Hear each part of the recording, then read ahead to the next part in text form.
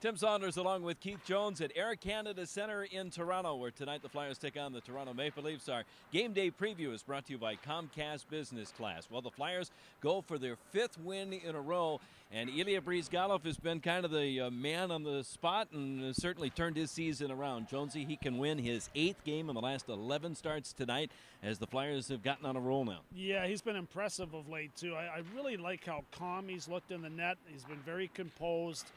He's really covered the 5-hole a lot better than he had in previous games leading up to this stretch, and I think he's found his game. That's good news. I think if you asked him that, he would look at you with a strange look on his face and tell you to move on, but without question from up top, he looks like a different goaltender. 2 shutouts in the last 3 games for Bryzgalov, and this is obviously the best he's played all year. You get the feeling, though, that the team has kind of bought in defensively as well. 18 block shots the other night. Yeah, and Nicholas Grossman, one of those guys that's really led the way defensively. He's really stepped in when he's had to the most on the defensive side, especially on penalty kills, blocking shots, really protecting the front of the net, using that size and strength. He's been physical in the corners, and boy, was that a good pickup by Paul Holmgren, especially with the injuries. No Mazzaros, no Tiemann, and of course no Pronger.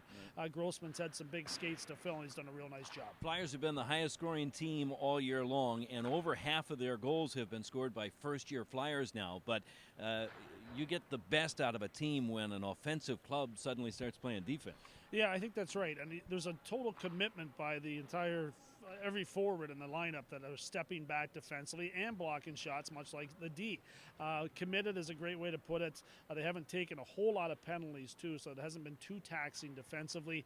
And they've really had a really intelligent outlook to the game, getting pucks in deep, working the corners, forcing the opposing team to play with their face towards the glass in the defensive zone. I think that's really been a big benefactor, or been very beneficial for the Flyers in that regard. Yeah, the Flyers have pared down on penalties. They haven't given up a power play goal in the last 5 games. Danny Briere still struggled a little bit, 21 games now without a goal, but I thought he played one of his better games the other night. He did. That was great to see. He was competitive. He worked the corners. He had a few body checks trying to knock guys off pucks, and a couple of wraparound attempts, too. That's normally when you start to see Danny Briere's game come to the forefront.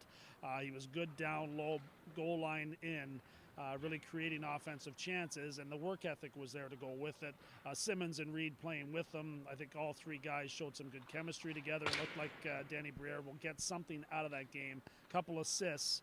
Didn't score, but you can look forward to some goals coming soon. So cautiously optimistic might be the best way to describe the Flyers' feeling right now. They're not getting carried away yet with the 4-game winning streak, but probably playing their best hockey in a little while. Tonight they face a Toronto team 12th in the Eastern Conference, and on the outside looking in, this is a team that is in real danger of not making a play. Yeah, Randy Carlyle, the new head coach for the last 3 games. They had 1 win in his first game behind the bench. We've been watching the morning skate. A lot of chalk talk, a lot of teaching going on. You can't change the players at this time of the season, so Randy Carlyle is going to try to make the players change the way they play.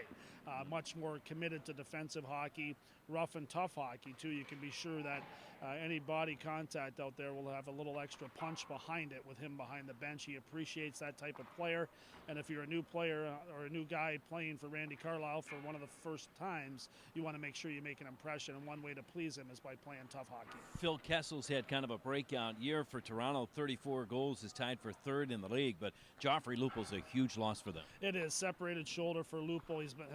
He has been outstanding for them really all season long. Great offensive talent. We saw some of that with the Philadelphia Flyers, but he's taken it to a new level, and they're going to miss him. Trying to make this run. They lack offense. He's one guy that's provided it all season long. The biggest problem for the Toronto Maple Leafs right now seems to be goals against. They're giving up a ton of goals, and they're still trying to sort out their own goaltending. Yeah, goaltending's been weak. Defensively, they've been weak, though. They've had some real poor performances from really as a group. It's not something you could really pinpoint on one individual. Luke Shen was sat out in the last game, of course, Braden's brother, for a poor performance he had against Boston. But they've got a lot of guys that have struggled. Not great puck-moving defensemen. Brian Burke tried to add a few of those elements last year in John Michael Lyles and Jake Gardner. They have the ability to do so, but it hasn't come to the forefront yet. So lots of improvement needed for the Maple Leafs, not just in goal, but defensively as a unit. Jonas Gustafsson has started the last 4 games for the Leafs. It looks like he may get the start again tonight. It'll be Ilya Bryzgalov making his 11th consecutive start for Philadelphia. Game time is at 7 o'clock. It'll be on Comcast Sportsnet with Keith Jones, Jim Jackson, and Steve Coates. Or you can join us on the radio, Tim Saunders with Chris Terrian on Sports Radio 94 WIP. Our game day preview brought to you by Comcast Business Class. Visit business.comcast.com.